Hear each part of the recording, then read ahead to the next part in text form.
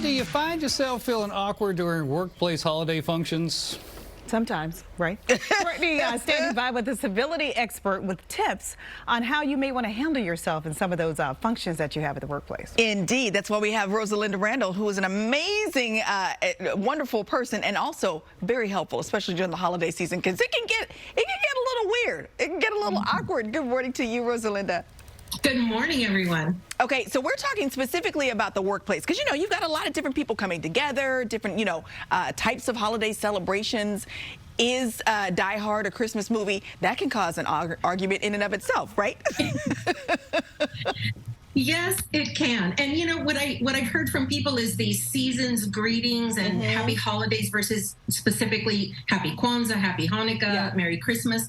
And that's fine. In the workplace, you may want to modify your greeting so that it includes everyone and you don't offend someone or make them feel bad or maybe left out. For the people who receive a greeting, be it Merry Christmas specifically, you do not need to respond in kind. However, all you're doing is wishing them a Merry Christmas back because that is what they celebrate. So a lot of times we read a little bit more into it. And for me, it's like if you're wishing me a happy this, a merry that, I'll take it whether I celebrate that or not. And if it's well intended, that is something to consider as well. If they're saying, Merry Christmas, you should celebrate, to try and convert or offend intentionally, that's different. You have a private conversation. Okay. Now, what about fundraisers and products this time of year is really popular, especially this time of year? Yes. And it's not always, to help little Mabel or Johnny, with the school thing. Sometimes it's people who have a side thing going on and they're selling some products or essential oils or whatever. First of all, check with the company policy. And I want to say before I forget, for bosses and managers, whether the company policy states or not, try to avoid selling to your subordinates. They will feel obligated.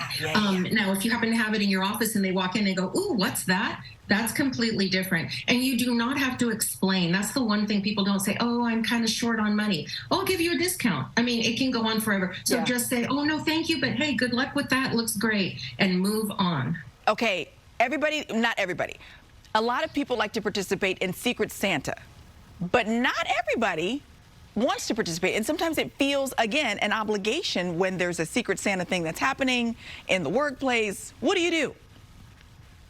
If you don't want to participate, and it doesn't matter whether it's because of funds or you don't believe in it or you're just going through something that year, all you need to say is, oh, I'm just observing this year.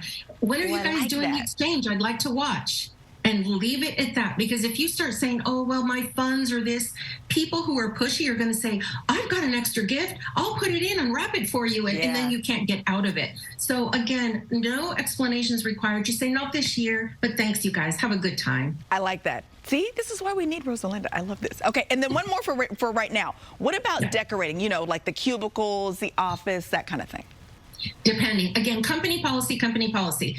However, if you share a space, be a little bit more aware of what you're bringing in case that person isn't into it. Secondly, if you're going to bring in a whole super religious, thing, that might not be the place. Make it small or put a postcard or something. And will it infringe on the space to get work done or have a client come in or your office partner? Those are the things to watch out for. And also jingly stuff, on the t-shirts and bells and things. That is great. However, Cody. Again, What are you trying to say? I mean, it's very festive, but if it's going to annoy your coworker because they're on the phone and they hear, jingle bells constantly going on every time you move, that might be a little bit annoying. Or any, bracelets and things as well. I actually thought it was pretty charming. I was referring to when Cody was dressed as an elf. He had jingle bells on his shoes, and it cracked me up. I was highly entertained. Very cute. It's Rosalinda Randall, our civility expert, also the author of Don't Burp in the Boardroom. We're going to link all the details to our website, gooddaysacramento.com, under show info and today's date. But stick around, though, because coming up later on this hour, we're talking about some other, workplace situations, including party blunders. That's going to be good. Good one. All right, all right. We'll see you in just a bit. Thank you. That police dog that bit me loved those jingle bells in the shoes as well. Man. Jingle bells on the shoes? It was so Never festive. thought about that one. Yeah. It is national. 'Tis the season for awkward holiday parties at work.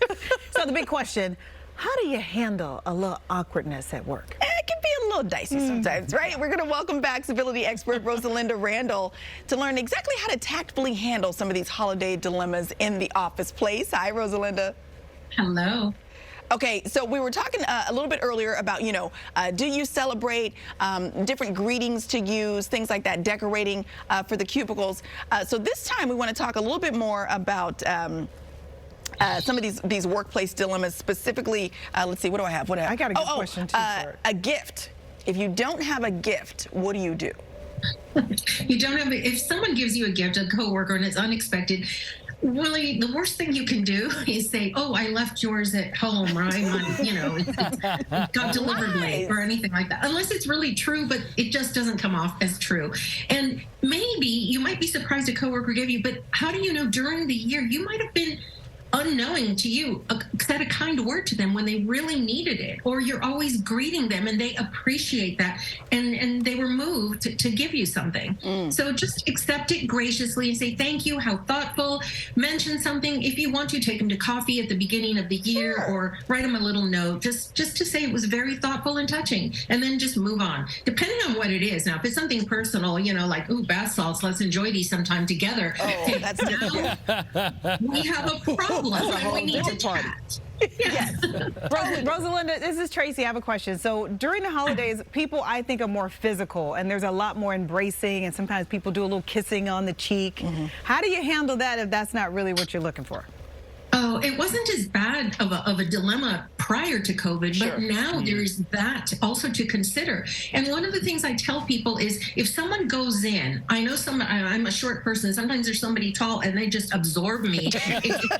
It's a little too late, but I can turn my head and make it short and go, "Oh, great, nice to see you." But most people today will accept, like, "Oh, I'm not ready to hug yet, but hey, how are you doing?" It depends on our body language. Lean in a little and be more joyful in your tone and your facial expression, so that they don't feel bad. Because some people are over it. They go, "Oh, you're not hugging." It can go, totally. It's such mixed feelings on this. But you have to protect yourself and respect your boundaries and other people's. If you're a hugger and they're not ready, just don't get your feelings hurt. Just go, "Oh, okay, hey, fist bump," and go on. I do the Heisman move, and that seems to work. Just stiff arm out there. That'll prompt conversation. That's cute. That's kind of like a dance move. We'll start dancing. We're going to dab it out. I do have to ask you about party blunders, because unfortunately, things happen. Why are we looking at Cody? Exactly, right? What do you do, Cody? What do you do when there's a blunder? It depends on what it is. First of all, I want to start with drinking. If there is alcohol involved, and you know that it just takes one, then don't have one. Hold it. Have a non-alcoholic beverage, because it does something to you. That is one. Taking photos, that's another thing that people don't think. Some company policies, if it's held on premises, don't want photos and shared. But if you do, or they have a photo booth, you don't know if you're taking a selfie with a group of people, who or what is in the background and what are they doing. Maybe they weren't supposed to be there, and now you have them on camera and post. So always be careful of your background anywhere, really. And it depends on who you take. Also, don't bring an uninvited guest. And if you do, be selective. Are they going to be loud and obnoxious and ruin your reputation? And you'll have to leave the party, with the tail between your legs.